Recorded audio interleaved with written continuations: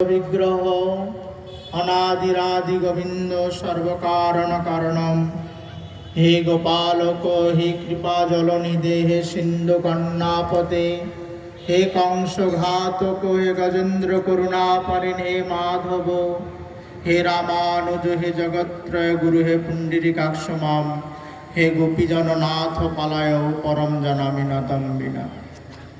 पंचतत्त्वात्मकं कृष्णं भक्तरूपस्वरूपकं भक्तावतारं भक्ताख्यं नमामि भक्तशक्तिकं। वृन्दाय तुलसीदेवै प्रियाय केशवस्य च कृष्णभक्तिप्रदे देवी सत्यवती नमो नमः। तप्तकाञ्चन गौरांगी राधे वृन्दावनेश्वरी वृषभानुसुते देवी प्रणमामि हरिप्रिये।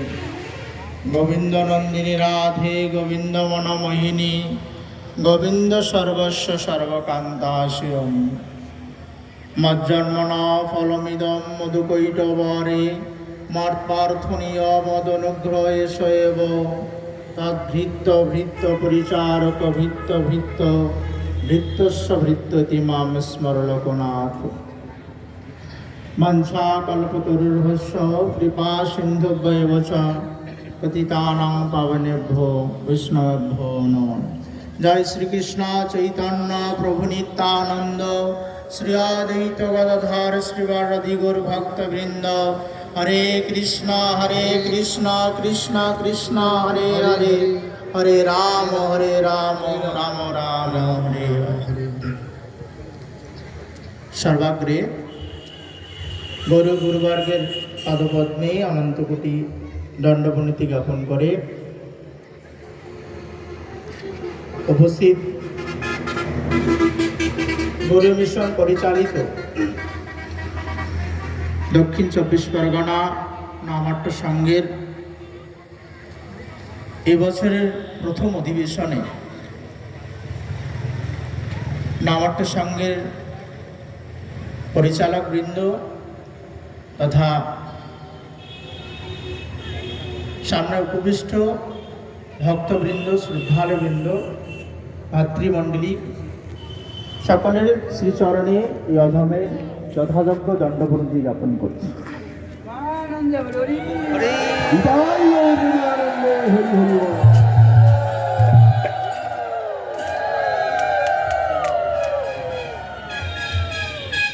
আপনারা এতক্ষণ বিভিন্ন বৈষ্ণবগণের শ্রীমুখ থেকে যে সকল কথা শ্রবণ করলেন, যে অমৃত আপনারা আস্বাদন করলেন, এরপর আর কিছু বলবার জায়গা নেই। তবুও বৈষ্ণবগণের কৃপা নির্দেশে আমার কিছু হৃদয়ের অভিব্যক্তির কথা, অনুভবের কথা আপনাদের কাছে শেয়ার করার প্রয়াস করছি। দেখুন, একটু কম। আমরা যত কথাই শুনি না কেন, শাস্ত্রের দুটি শুধু মর্মার্থ। যত শাস্ত্র, গীতা, ভাগবত, বেদ, উপনিষদ আদি যত কথা শাস্ত্রের মধ্যে বর্ণিত রয়েছে, মহাজনগণ যা কথা বর্ণন করেছেন তার দুটি মর্মার্থ। কি? স্মর তব সততং বিষ্ণু বিস্মর তব ন জাতুচি। স্মর তব সততং বিষ্ণু, এমন কার্য করো যে কার্যের দ্বারা হরি তোমার স্মরণ পথে থাকবে, হরি তোমার হৃদয়ে অবরুদ্ধ হয়ে থাকবে। এটাই শাস্ত্রের বিধান, বিধি। আর নিষেধ কি? বিস্মর তব ন জাতচিত, ভগবানকে মুহূর্ত কালও তুমি ভুলবে না। সর্বে বিধি নিষেধা শ্রুত এব কিঙ্কর। শাস্ত্রে যত নির্দেশ তা বিধি এবং নিষেধ এই দুটার উপর দাঁড়িয়ে রয়েছে। বিধিটা কি? স্মর তব সততং বিষ্ণু, ভগবানকে সদা সর্বদা স্মরণ করি, আর ভগবানকে ভুলবে না, এটাই নিশ্চিত। এখন প্রশ্ন হলো যে আমরা ভগবানকে কেন স্মরণ করি?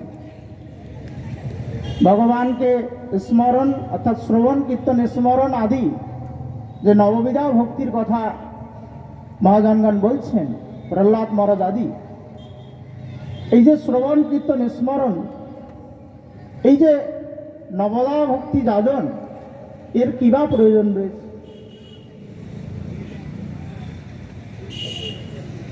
আমরা যদি এর ইতিবৃত্ত অনুসন্ধান করতে যাই তাহলে দেখা যাবে সনাতন গোস্বামীবাদকে লক্ষ্য করে শ্রীমান মহাপ্রভু এবং রূপ গোস্বামীবাদকে লক্ষ্য করে মহাপ্রভুর সম্বন্ধ এবং অভিধেয় তত্ত্ব জগৎজীবকে শিক্ষা দিয়েছে। সেখানে সনাতন গোস্বামীপাদ তিনি মহাপ্রভুর কাছে প্রশ্ন করেছিলেন যে কে আমি কেন মরে যারে তাপত্রয়, ইহা নাহি জানি কহিছি হিতবর, সাধ্য সাধন তত্ত্ব পুছিতে না জানি, কৃপা করি সব তত্ত্ব কহিবা আবন। যে এই সংসারে আমি কে, আমার প্রকৃত পরিচয় কি? আমি কি একজন নারী, আমি কি একজন পুরুষ, আমি একজন হিন্দু, একজন মুসলিম, একজন ভারতীয়, একজন পাকিস্তানি, একজন আমেরিকান, বা একজন আমি বালক, একজন আমি যুবক? এইরকম যে পরিচয়, সেই পরিচয় শাস্ত্রে অত্যন্ত ন্যূন পরিচয় বলে প্রকাশ করেছে। মহাপ্রভু তার উত্তরে বললেন যে জীবের স্বরূপ হয় কৃষ্ণের নিত্য দাস। কৃষ্ণের নিত্য দাস জীব, এটা ভুলে গিয়েই সংসারে আগমন। কৃষ্ণকে ভুলে যাওয়ার দরুন এই সংসারে আমরা এসেছি। কৃষ্ণকে ভুলে যাওয়ার জন্য এই সংসারে কৃষ্ণ বলি সেই জীব অনাদি বহির্মুখ, অতএব মায়া তারে দেয় সংসার আদি দুঃখ। এই সংসারে এসেছি মানে সকলেই আমরা কৃষ্ণ ভোলা জীব। তাই কৃষ্ণের গুণগান করা, কৃষ্ণের সেবা করা যদি যায়, তাহলে কৃষ্ণ আবার তার চরণে আমাকে ঠাঁই দিবেন, এটা নিশ্চিত। এই কারণে ভগবানকে ভুলে যাওয়ার জন্য এই সংসারে আগমন। অর্থাৎ যদি কোনো ক্রমে, কোনো কার্যের দ্বারা, কোনো সঙ্গের দ্বারা, কোনো মাধ্যমে যদি হরির স্মরণ করা যায়, তাহলেই সে আবার তার স্বরূপে জাগৃত হবে। স্বরূপে স্থিত হলে মিথ্যা অন্যথারোপং স্বরূপনে ব্যবস্থিত, স্বরূপে স্থিত হলেই জীব মুক্তি লাভ করতে পারে। নচেত পুনরূপী জননম, পুনরূপী মরণম, পুনরূপী জননী জঠরে শয়নম। এই জন্য আমার হরির স্মরণ করা উচিত, যে হরিং বিনা নৈবা মৃতিং তরম। যদি হরির স্মরণ না হয়, হরির স্মরণ যদি জীবনে না হয়, হরিং বিনা নৈবা মৃতিং তরম, মৃত্যুকালে যদি হরির স্মরণ না হয়, গীতা কি বলছেন? যে যথামং প্রপদ্যন্তে তাং তথাইম ভজামি। আমি তাকে সেভাবে অনুগ্রহ করি যে আমার যেভাবে আরাধনা করে। এবং এর বিপরীতে অন্তেকালে চ মামেব স্মরণ মুক্তা কলেবরম য প্রয়াতি মদ ভাবং জাতি নাস্তত্র সংশয়।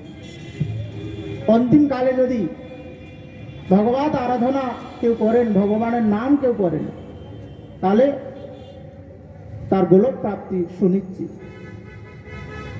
এই কারণে হরি স্মরণ করা দরকার।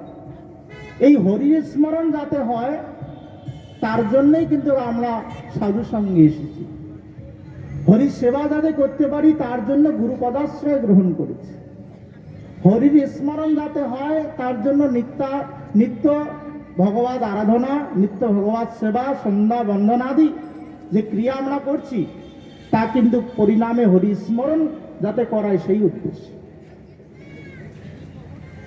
এই জন্য মহাজনগণ বলছেন, কৃষ্ণের রতি বিনা জীবন্ত মিছে। কৃষ্ণ পাদপদ্মে যদি রতির উদয় না হয়, রতি মানে প্রেম, কার স্মরণ আমরা করি এই সংসারে? কার স্মরণ করি? যাকে আমরা সবচেয়ে বেশি ভালোবাসি, যার সঙ্গে আমার সম্বন্ধটা গাঢ় রয়েছে, যার সঙ্গে সম্বন্ধটা দৃঢ় রয়েছে, তার স্মরণ আমরা করি। যার সঙ্গে প্রেমের ব্যবহার রয়েছে, প্রেমের সংযোগ রয়েছে। তো হরির সঙ্গে প্রেমের যদি সংযোগ না হয়, তাহলে হরি স্মরণ আসা সুদূর পারাও সম্ভব। এই জন্য হরির সঙ্গে প্রেমের সম্বন্ধ স্থাপনের জন্য গুরুপদাশ্রয় গ্রহণ, হরির সঙ্গে প্রেমের সূত্র স্থাপনের জন্য এই যে নামহট্টের আয়োজন বা নামহট্টে আপনাদের আগমন, এবং এখানে বসে যারা হরিকথা বলছেন, সবাই কিন্তু হরি স্মরণ করার জন্যেই এই কার্য করছে। অর্থাৎ সংসিদ্ধির হরিতোষণম, এই হরিতোষণের দ্বারা, হরি সেবার দ্বারা বা হরি স্মরণের দ্বারা জীবের সর্বার্থ সিদ্ধি লাভ হয়। এই কারণে শাস্ত্রের বাণী হচ্ছে স্মর্তব সততং বিষ্ণু। এটাই বিধি, নিষেধ হচ্ছে বিস্মর্তব ন জাতুচি, কদাপি ভগবানকে বলবে না।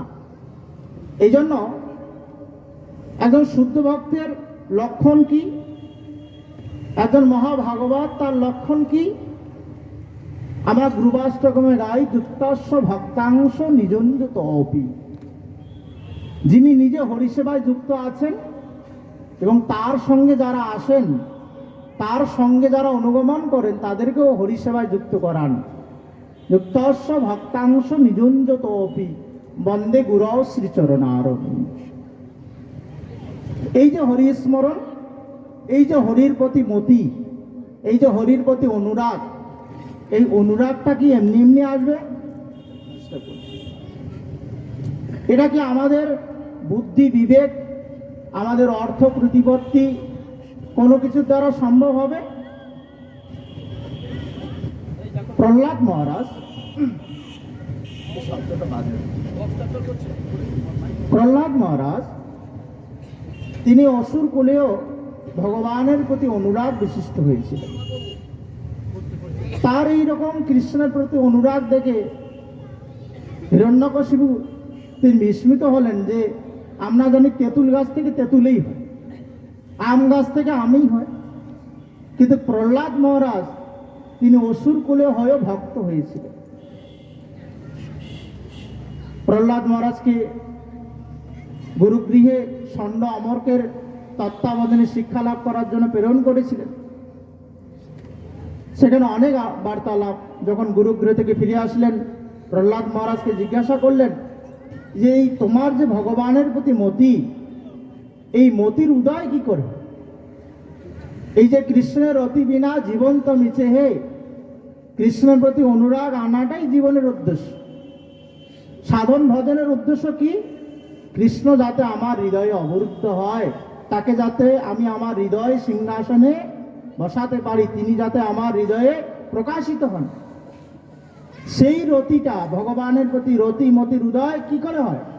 তোমার এই মতি কি করে আসলো? তখন প্রহ্লাদ মহারাজ তিনি বলছেন, নৈসাং মতি স্তাবদুরুক্রমঙ্গিন স্পর্শিত অনর্থ অপগম যদর্থ মহিয়াসাং পাদরজ অভিষেকম নিষ্কিঞ্চনাং না বৃণীত যাবৎ। এই যে কৃষ্ণের রতি, আমার বুদ্ধি বিবেক দ্বারা কি আমি কৃষ্ণের প্রতি রতি আনতে পারি? একটা সময় আমরা মনে করেছিলাম, ওই প্রভু বলছিলেন কেউ খৈনি খাওয়া গুরু, হ্যাঁ, কেউ দারু খাওয়া গুরু।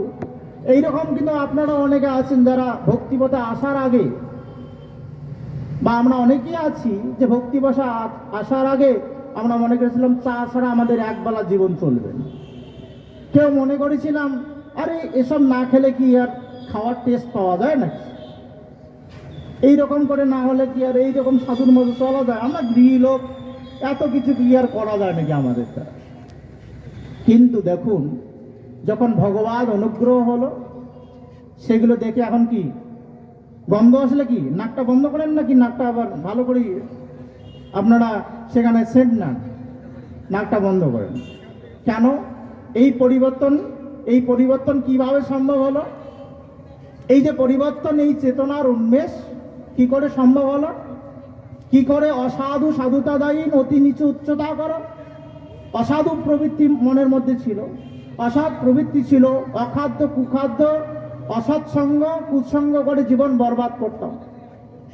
তার থেকে এই যে পরিবর্তন কি করে সম্ভব হল? এই পরিবর্তনের জন্য একজনেই কারণ, তিনি হচ্ছেন একজন শুদ্ধ বৈষ্ণব। কোনো সাধু, কোনো না কোনো সাধু, আপনারা নিজেরা সকলে অনুভব করুন, বিচার করুন অন্তর থেকে, আপনার এই পরিবর্তনের জন্য কে দায়ী? আপনার পরিবর্তনের জন্য শুধু আপনার কর্মফলেই দায়ী? আপনার কর্মফলেই শুধু দায়ী নয়, তার পিছনে কোনো না কোনো সাধুর কৃপা আপনার জীবনে রয়েছে। যে সাধুকে দর্শন করে, যার হরিকথা শুনে, যার সঙ্গ প্রভাবে আজকে আপনি ভক্তি করতে উদ্বুদ্ধ হয়েছে। নৈশাং মতিস্তাবদ উরুক্রম অঙ্ঘি। এই যে ভগবান উরুক্রম, ভগবানের এক নাম হচ্ছে উরুক্রম, অঙ্ঘি মানে তার পাদপদ্ম।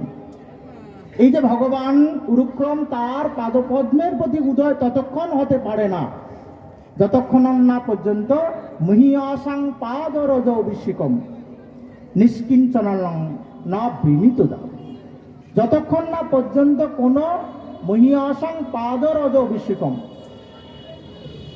সেই নিষ্কিঞ্চন কোনো বৈষ্ণবের পদরজ ধুলিতে যতক্ষণ না পর্যন্ত নিজেকে অভিষিক্ত করাবেন, যতক্ষণ না পর্যন্ত বৈষ্ণবের পাদপদ্মে নিজেকে সমর্পণ করাবেন, ততক্ষণ পর্যন্ত ভগবানের প্রতি মতির উদয় হতে পারে না। এই জন্য এই মাথাটা হচ্ছে আমাদের সবচেয়ে গণ্ডগোলের জায়গা। এখানেই যত বুদ্ধিগুলো ঘুরে আমাদের। একসময় এই মাথার মধ্যে ঘুরতো যে না, এটা ছাড়া জীবন চলবে না। আবার যখন সাধুর কৃপা হলো, তখন মনে হলো না, এটা হলেই জীবনটা ভালো চলবে। এই যে জীবনের দুই রূপ, জীবিত থাকতে আপনারা দেখছেন, আমরা একটু আগে শুনছিলাম যে পূর্বজন্মের কর্মফল। আপনার এই জন্মের কর্মফল বিচার করুন না, এ জন্মের কর্মফল বিচার করুন, এ জন্মের পরিবর্তন বিচার করুন। একজন জন্ম থেকে মদারু হয় না, একজন জন্ম থেকে খৈনিঘর হয় না। সঙ্গের প্রভাবে পরিবর্তন। এই জন্য সঞ্জাত সঞ্জায়তে কাম, আপনি যেমন সঙ্গ করবেন আপনার তেমনই প্রবৃত্তি হবে। এই জন্য এই যে ভগবানের প্রতি মতি, এই মতির উদয় করাতে পারে একমাত্র সাধু। এই মতির উদয় করাতে পারে একমাত্র কোনো মহাজন। তিনি কিরকম? নিষ্কিঞ্চন। নিষ্কিঞ্চন মানে যার এই সংসারে কিছু নেই, এই সংসারে কোনো প্রাপ্তি নেই, এই সংসারে কোনো আশা নেই, এই সংসারে কোনো তার যে কামনা বাসনা সেটা নেই। যিনি একমাত্র অকিঞ্চন গোচর, যে ভগবান, সেই অকিঞ্চন হয়ে যিনি ভগবান আরাধনা করেন, তিনি নিষ্কিঞ্চন। এই জন্য এই যে আমাদের জীবন, এই যে আমাদের মনুষ্য জীবন, এই জীবনটা বড় দুর্লভ। এই দুর্লভ মনুষ্য জন্মেই আমরা একমাত্র হরির আরাধনা করতে পারি। এর সুযোগ আমাদের কিন্তু কীটপতঙ্গ পশু পাখি জন্মে নেই। এইরকম যে জীবন, এই জীবনকে মহাজনগণ বলছেন দুর্লভ। দুর্লভ কেন না, বহু জন্ম ভ্রমণ করবার পর এই মনুষ্য জন্ম আমরা লাভ করতে পারি। বহু সুকৃতির ফলে, বহু পুণ্যের ফলে এই মনুষ্য জীবন ধারণ করতে পারি। এখন কেউ পড়াশোনা করে একটা ভালো স্কুলে অ্যাডমিশন নিল। যারা পড়াশোনা করে ভালো স্কুলে অ্যাডমিশন পাওয়াটা খুব ভাগ্যের কথা। কারণ ভালো স্কুলে গিয়ে অনেকে কিন্তু বদমাশ হয়। ভালো স্কুলে গিয়ে ভালো রেজাল্ট করাটা হচ্ছে সবচেয়ে বড় কথা। এই যে বৈষ্ণবীয় বেশ আমরা ধারণ করছি, শ্রদ্ধা নিয়ে বৈষ্ণবের কাছে এসে ভজন করার অভিলাষ নিয়ে এসে সাধুসঙ্গ করছি, তিলক মালা আদি ধারণ করছি, কিন্তু এই তিলক মালা ধারণ করাটাই সর্বসিদ্ধি নয়। আমরা তিলকের মহিমা আমরা তুলসী মালার মহিমার কথা শ্রবণ করলাম, সাধু সঙ্গের মহিমার কথা শ্রবণ করলাম। যে কোনো কার্যের বস্তুর দুটি লক্ষণ রয়েছে, যেমন শাস্ত্রের দুটি লক্ষণের কথা বললাম, একটা তার বিধি এবং নিষেধ। ঠিক তেমনই প্রত্যেক বস্তুর একটা স্বরূপ লক্ষণ আছে, একটা তটস্থ লক্ষণ রয়েছে।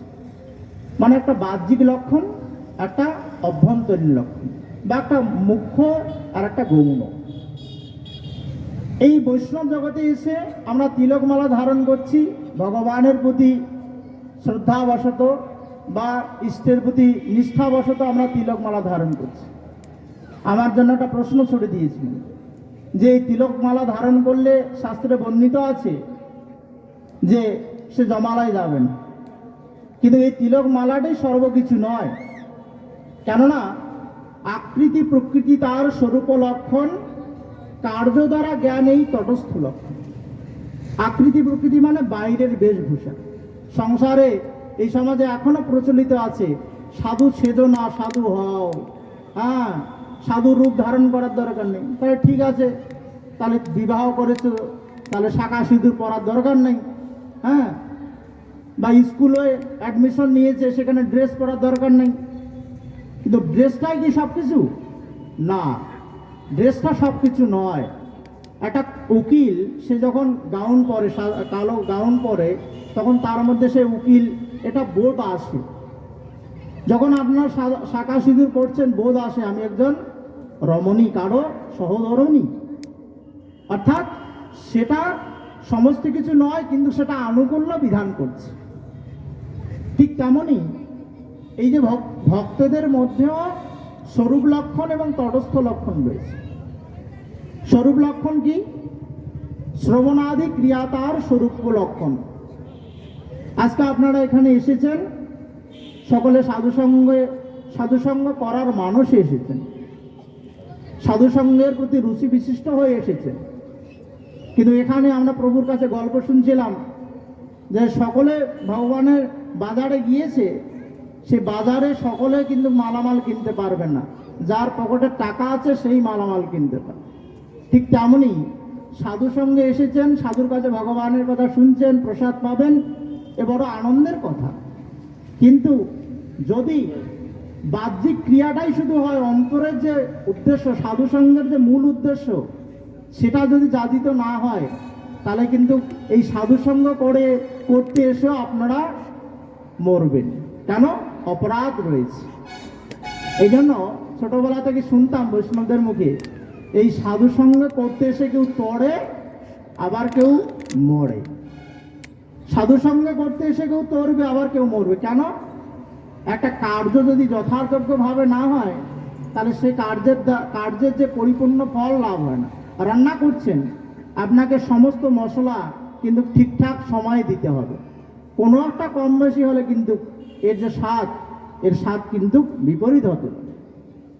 এই জন্য আকৃতি প্রকৃতি তার স্বরূপ লক্ষণ।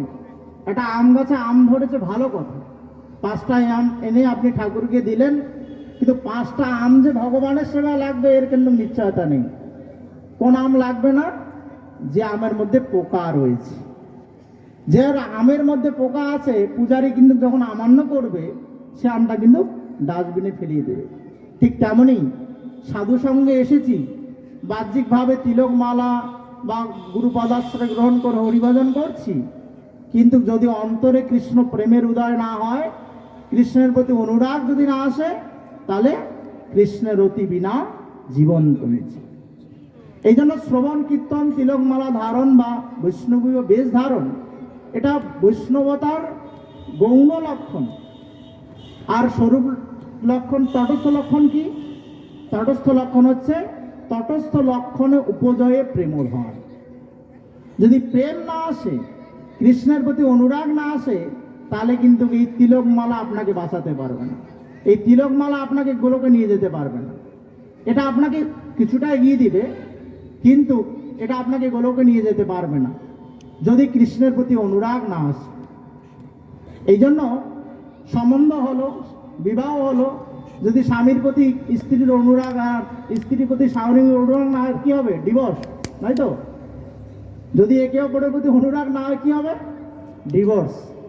ঠিক তেমনই আপনি গুরুপদাশ্রয় গ্রহণ করেছেন, তিলকমালা ধারণ করেছেন, বৈষ্ণবের বেশ ধারণ করেছেন, কবর করেছে, সন্ন্যাস নিয়েছে, যদি আরাধিত যদি হরি তপসা তত কি? যদি হরি আরাধিত না হন, হরি আরাধিত মানে হরি যদি আমার হৃদয় অবরুদ্ধ না হন, হরি যদি প্রসন্ন না হন, তাহলে আরাধিত যদি হরি তপসা তত কি? হরি যদি আমার হৃদয় অবরুদ্ধ না হন বা হরির প্রতি যদি আমার অনুরাগ না আসে, তাহলে অসুরেও তপ করে কি হয় তাহার। অসুরাদি তপ করছেন না? এই সংসারে সকলেই আরাধনা করছেন, সকলেই তপস্যা করছেন, কি কর্মী, কি জ্ঞানী, কি যোগী, সকলেই কিন্তু নিজ নিজ জায়গায় প্রচুর পরিশ্রম করছে, সকলেই সাধন করছে, কিন্তু অসুরেও তপ করে কি হয় তাহার। বিনে মোর সরল লইলে নাহি হয় পার। ভগবৎ পাদপদ্মে শরণাগতি, তার প্রতি রতি ছাড়া হরিং বিনা নইব মৃতিং তরণ। এই জন্য আরাধিত যদি হরি তপসা তত কি, ন আরাধিত যদি হরি তপসা তত কি। হরি যদি আরাধিত না হন, তাহলে সেই তপস্যা অসুরেও তাপ করে কি হয় তাহার। বিনে মোর সরল লইলে নাহি হয় পার।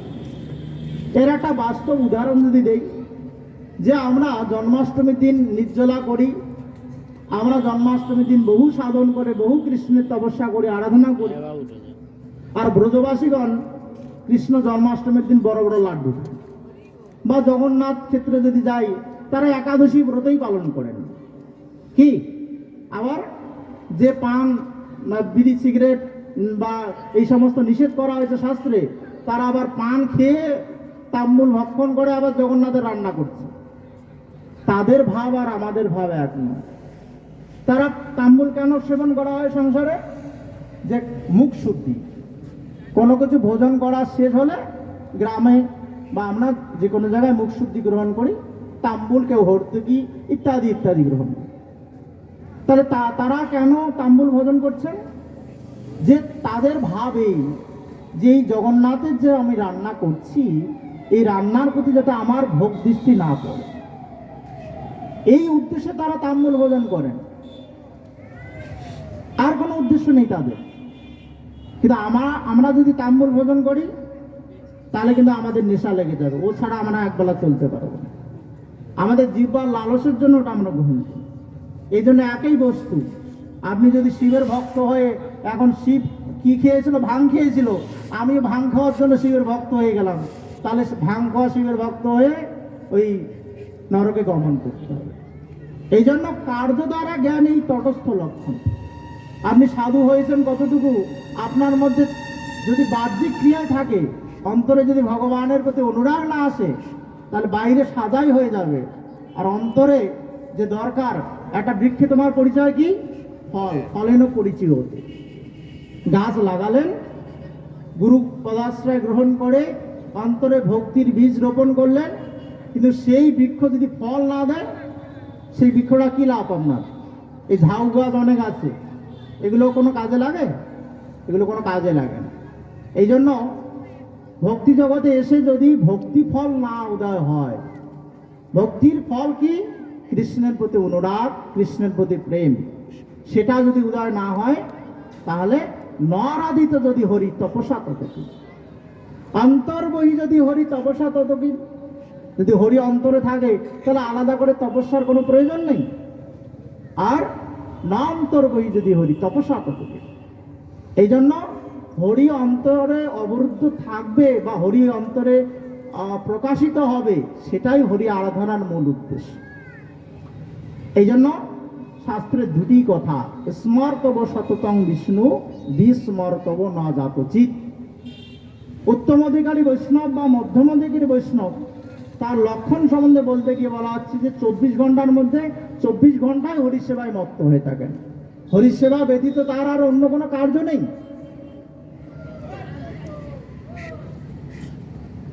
এই কারণে এই যে আমাদের ভক্তিময় জীবন, এই জীবনটা তখনই সুন্দর হতে পারে যখন আমাদের কৃষ্ণের প্রতি অনুরাগ আসবে।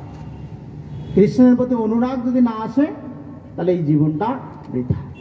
এর জন্য কি প্রয়োজন? মহীয়াসাং পাদরজ অভিষেকম, কোন মহাজনের চরণাশ্রয় গ্রহণ করে তার অনুগত হয়ে ভজন করা। কেননা কৃষ্ণ ভক্তির জন্মমূল হয় সাধু সঙ্গ। এই যে কৃষ্ণ ভক্তি যাদন করতে চাই কেন? কৃষ্ণকে পেতে, কৃষ্ণ প্রেম লাভ করতে। এই ভক্তিটা কোথায় পাওয়া যাবে? এই ভক্তিটা আপনি স্কুল, কলেজ, ইউনিভার্সিটি বা কোনো ক্লাব ঘরে বা পাড়া গায়ে পাবেন না। এই ভক্তি পেতে গেলে আপনাকে সাধু সঙ্গ করতে হবে। কৃষ্ণ ভক্তির জন্মমূল হয় সাধু সঙ্গ। কৃষ্ণ প্রেম জন্মেতে হোক পুনঃ মুখ্য অঙ্গ। তাহলে সাধু সঙ্গ করতে এসেছি শুধু ডাল ভাত লাবড়া খাতে নয়, বা একটু রসের কথা শুনে এই জন্য নয়, বা অনেকদিন পর দেখা হলো, কি দাদা কি দিদি কেমন আছেন, অনেকদিন পর দেখা হলো, সব ভালো তো, এই উদ্দেশ্য নয়। এটা গৌণ কারণ। এসেছেন কেন? এসেছেন কৃষ্ণ প্রেম জন্মাবার জন্য। কৃষ্ণ প্রেম জন্মেতেও পুনঃ মুখ্য অঙ্গ। এই জন্য প্রত্যেক বস্তুর স্বরূপ লক্ষণ এবং তটস্থ লক্ষণ রয়েছে। এই স্বরূপ লক্ষণ এবং তটস্থ লক্ষণের দ্বারা কোনো বস্তুর মহিমা প্রকাশিত হয়। এই কারণে যে প্রশ্ন আমাকে করেছিলেন যে শুধু তিলক ধারণ করে যদি সে ভজন না করে সে কি গোলকে যেতে পারবে, তার উত্তর নিশ্চয়ই আপনারা পেয়ে গেছে। এই মতি আনার জন্য আমাদের নিত্যং ভাগবত সেবায়া, নিত্য ভগবানের সেবা, নিত্যং ভাগবত সেবায়া। ভগবান বলতে এখানে ভক্ত ভাগবত এবং গ্রন্থ ভাগবতের কথা বলছি। সাধু সঙ্গটা নিত্য। আজকে হয়তো রবিবারে সাধু সঙ্গ করলেন, এরপরে রবিবারে হবে, তাই তো প্রভু, তারপরে রবিবার, কিন্তু মাঝখানে আর সাধু সঙ্গ হলো না আপনার নাকি? মাঝখানে কি সাধু সঙ্গ করবেন? নিত্যং ভাগবত সেবায়া, সেখানে বাড়িতে যে গ্রন্থ ভাগবত রয়েছে, বা এই যে সাধুর কাছ থেকে আপনারা ভগবানের কথা শুনলেন, সেগুলোকে যদি আপনারা মনন করেন, সেগুলোকে যদি স্মরণ করেন, তার দ্বারা আপনি গৃহে বসে সাধু সঙ্গ করতে পারেন। পাশাপাশি বসে আছেন বলে সঙ্গ হচ্ছে তা না। সঙ্গ মানে সম্যক অনুগমন তিথি সঙ্গ, সম্যক রূপে অনুগমন করার নামই সঙ্গ। সঙ্গ মানে দৈহিক ব্যাপার যে সঙ্গ তা নয়। সঙ্গ মানে সাধুনাম চিত্তা অনুগমনম, সাধুগণের চিত্তের অনুগমন করার নামেই সাধু সঙ্গ। তাহলে বাহ্যিকভাবে বসে আছেন, এটাই সাধু সঙ্গের গৌণ লক্ষণ, এটা বাহ্য লক্ষণ, বাহ্য দৃষ্টিতে সাধু সঙ্গ করছেন। কিন্তু যদি সাধুর অনুগমন না করেন তাহলে কিন্তু সাধু সঙ্গ হলো না। এইরকম সাধু সঙ্গে যদি বহু জন্ম করে যদি শ্রবণ কীর্তন, তবু তো না পায় কৃষ্ণ পদে প্রেমধন। এইরকম শ্রবণ কীর্তনের আসর বহু হতে পারে। যদি সাধুর অনুগমন না করেন, সাধুর বাণীর অনুগমন না করেন, তাহলে কিন্তু প্রকৃত সাধু সঙ্গ এখানে আপনার হলো না। এখানে সাধু সঙ্গ হলো না, এটা পাড়াগারে মেলা হলো, হাট বাজার হলো, কিন্তু কৃষ্ণ প্রেমের যে বাজার, কৃষ্ণ নামের যে বাজার, সে বাজারে আপনি কোনো কিছু কিনতে পারবেন।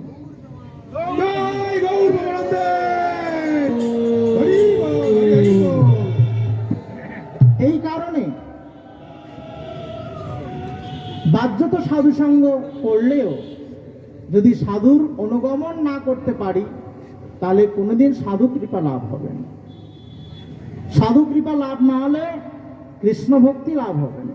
আর কৃষ্ণ ভক্তি লাভ না হলে এই সংসার সমুদ্র থেকে আপনি উদ্ধার হবেন কি করে? এও সম্ভব হবে না আপনার।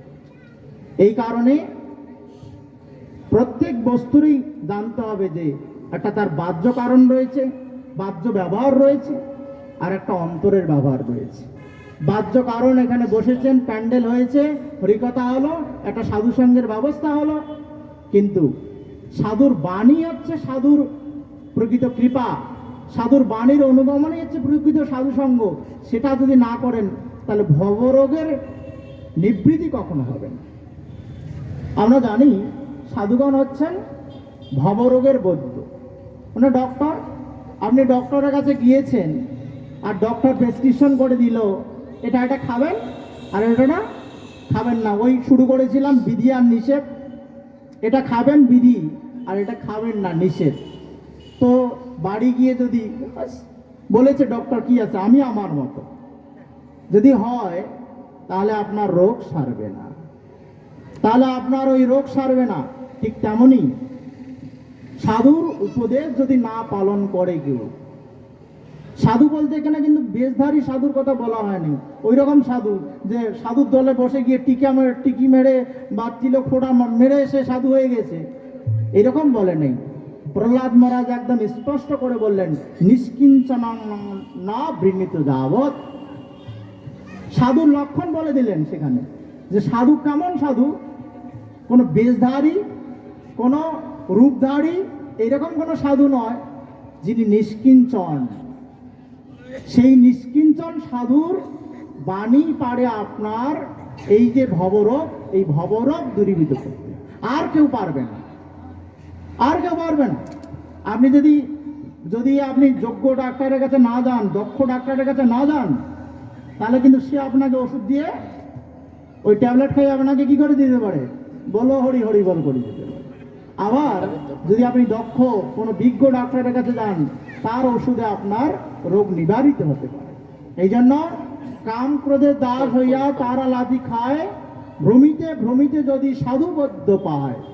এই সংসারে ভ্রমণ করে যদি কোনো এইরকম সাধু, যে নিষ্কিঞ্চন, যে অকিঞ্চন, এরকম যিনি কৃষ্ণ রসে রসিক, কৃষ্ণ নাম রসে, কৃষ্ণ প্রেম রসে রসিক, যিনি যুক্তাংশ ভক্তাংশ নিযুঞ্জত অপি, এইরকম যদি কোনো সাধুকে পাওয়া যায়, তার উপদেশ মন্ত্রে মায়া পিশাচি পালায়, কৃষ্ণ চরণ পায় তবে কৃষ্ণ নিকট।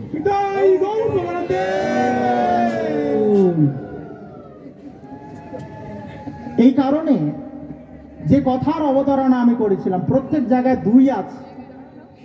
প্রভুপাদ এক জায়গায় সংখ্যা তত্ত্ব বর্ণন করেছেন, প্রত্যেক জায়গায় দুই আছে। এক জায়গায় বিধি নিষেধ, এটা করবে এটা করবে না, স্বরূপ লক্ষণ তটস্থ লক্ষণ, মুখ্য কথা গৌণ কথা, অন্তরের ভাব বাইরের ভাব, প্রত্যেক জায়গায় দুই আছে। এই দুইটা হচ্ছে যশোদা মা। দেখুন, যশোদা মা যখন কৃষ্ণকে বাঁধতে গেলেন, সেখানেও কিন্তু ওই দুই আঙ্গুলেই পাকা। এই দু আঙ্গুলের গ্যাপ আমাদের জীবনে রয়েছে। এই দু আঙ্গুলের গ্যাপ কৃষ্ণকে যদি ওই হৃদয়ে বাঁধতে হয়, যশোদা মায়ের এই দামবন্ধন লীলা থেকে শিক্ষা, যে দু আঙ্গুলেই আমাদের জীবনে প্রয়োজন, ওটাই কম আছে, এর জন্যই সাধন। আমরা সাধন কেন করছি? আমার মধ্যে নেই, সাধন করার অর্থ কি? যে বস্তুটা আমার নেই সেটা প্রাপ্তির জন্য সাধন করছি। আমার 1000 টাকার প্রয়োজন, এখন আমাকে ডাবল ডিউটি করতে হবে। একদিনে যদি একটা ডিউটি করি 500 টাকা পাবো, আর যদি 1000 টাকা পেতে চাই ডাবল ডিউটি করতে হবে। তো ডিউটি করতে হবে, না হলে কিন্তু কোনো কিছু পাওয়া যাবে। ডিউটি কি? যশোদা মা সারাদিন চেষ্টা করলেন, কিন্তু দু আঙ্গুল ফাঁক। ওই দু আঙ্গুল কি? এক হচ্ছে সাধকের সাধন ও চেষ্টা। আপনি যদি আঙ্গুল করে বসিয়ে থাকেন, ভগবান আপনাকে খাইয়ে দেবে আর পড়িয়ে দেবে, এটা হবে না। কেননা ভগবান আমাদেরকে কর্মাধিকার, জ্ঞানাধিকার দিয়েছেন, আমাদের কর্মের অধিকার দিয়েছেন, জ্ঞানাধিকার দিয়েছেন, বিবেক দিয়েছেন। এটা যদি আপনি কাজে লাগান, তাহলে আপনি কি হবে? আপনার পদোন্নতি হবে, সুফল পাবেন। আর এর যদি কুপ্রয়োগ করেন, একটা কাউকে অধিকার দেওয়া হলো, সে আজ থেকে জাজ হবে, বিচারক। এখন বিচারক যদি সুবিচার না করে, কি হবে? তার প্রমোশন না ডিমোশন? ঠিক তেমনই ভগবান অনেক কৃপা ফলে দয়া করে আমাদেরকে মনুষ্য জন্ম দিয়েছে।